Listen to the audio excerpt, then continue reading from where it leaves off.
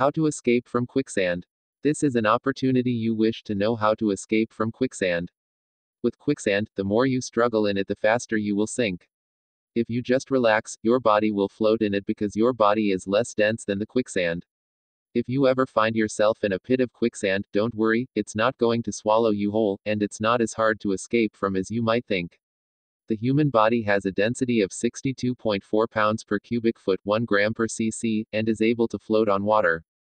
Quicksand is denser than water, it has a density of about 125 pounds per cubic foot 2 grams per cc, which means you can float more easily on quicksand than on the water. The key is to not panic. Most people who drown in quicksand, or any liquid for that matter, are usually those who panic and begin flailing their arms and legs. It may be possible to drown in quicksand if you were to fall in over your head and couldn't get your head back above the surface, although it's rare for quicksand to be that deep. Most likely, if you fall in, you will float to the surface. However, the sand-to-water ratio of quicksand can vary, causing some quicksand to be less buoyant. By the same token, if the quicksand were deep, as in up to your waist, it would be very difficult to extract yourself from a dense slurry, not unlike very wet concrete, said Rick Wooten, senior geologist for engineering geology and geohazards for the North Carolina Geological Survey. The weight of the quicksand would certainly make it difficult to move if you were in above your knees.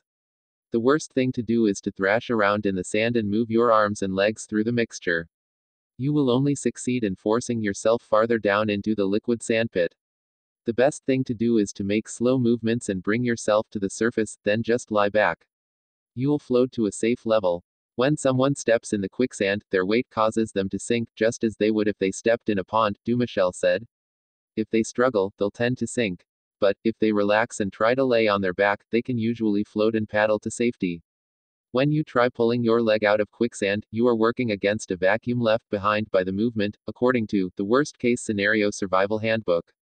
The authors of the book advise you to move as slowly as possible in order to reduce viscosity. Also, try spreading your arms and legs far apart and leaning over to increase your surface area, which should allow you to float. While quicksand remains the hackneyed convention of bad adventure movies, there's very little to be afraid of in real life. As long as you keep a cool head in the situation, the worst result will be a shoe full of wet sand. Thank you for hearing Cool from the Fact TV. Don't forget to subscribe to our YouTube channel, click the bell below and turn on the notification.